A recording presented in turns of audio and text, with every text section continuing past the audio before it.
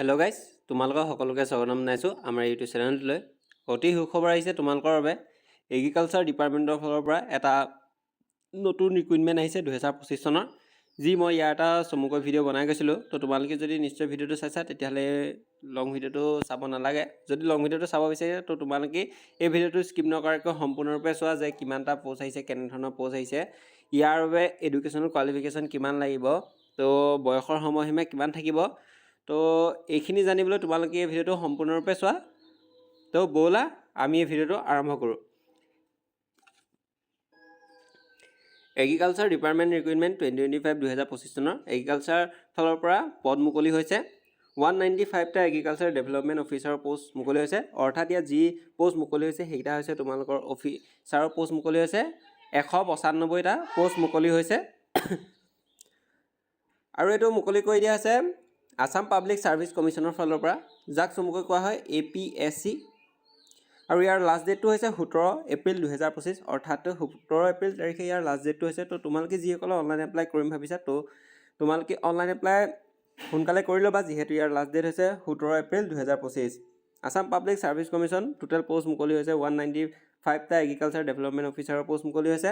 None of post development officer ADO, যাক চমুকৈ কোৱা হয় agriculture development officer. None of post যিটো মই কৈছোঁ 195টা পষ্ট মুকলি কৰি দিয়া হৈছে। কেটেগৰী ৱাইজ ভেকেঞ্চিবিলাক ভাগ কৰি দিয়া হৈছে। ইয়াত চাব পৰা ইউআৰৰ বাবে আছে 112টা পষ্ট মুকলি কৰি দিয়া হৈছে। OBC MOBCৰ বাবে আছে 37টা, SCৰ বাবে আছে 14টা, STP বাবে আছে 23টা, STHৰ বাবে আছে 9টা। আৰু যিটো তোমালোকৰ চেলাৰী হ'ব, ইয়াত চেলাৰীটো দি দিয়া হৈছে 30,000 পৰা আৰম্ভ কৰি 1,10,000 হ'ব। আৰু গ্ৰেড পে'টো থাকিব 12,700। Name of department agriculture development government of Assam, যিটো আছামৰ ফালৰ পৰা মুকলি কৰি দিয়া হৈছে। ইয়াত চিটিজেনশ্বিপটো বিচাৰিছে আৰু এইখিনি তোমালোকে চাই ল'ব পাৰা। আৰু ইয়াত হৈছে এজ লিমিটটো বিচাৰিছে, তোমালোকে 21 বছৰৰ তলত হ'ব নোৱাৰা আৰু 38 বছৰৰ ওপৰত হ'ব নোৱাৰা। এজ লিমিটটো এজ ৰিলেক্সেশ্যন আছে কেটেগৰী ৱাইজ। SCৰ বাবে আছে 5 years, STৰ বাবে আছে 5 years, OBCৰ বাবে আছে OBC আৰু MOBCৰ বাবে আছে 3 years, PWBDA পাব 10 years।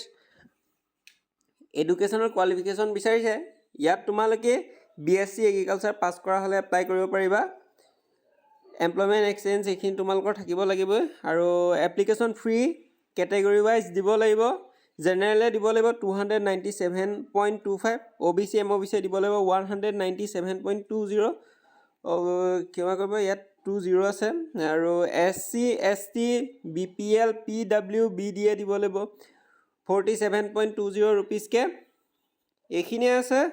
আৰু ইয়াত ধৰা ষ্টাৰ্টিং ডেটটো ছাবমিশ্যন অনলাইন, যিহেতু 18 মাৰ্চৰ পৰা আৰম্ভ হৈ আছে 2025 চনৰ, আৰু ইয়াৰ লাষ্ট ডেটটো হৈছে 17 এপ্ৰিল 2025।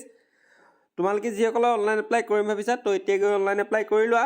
তো এইখিনি আছিলে এগ্ৰিকালচাৰ ডিপাৰ্টমেণ্টৰ ফালৰ পৰা অহা ৰিক্ৰুইটমেণ্ট 2025 চনৰ।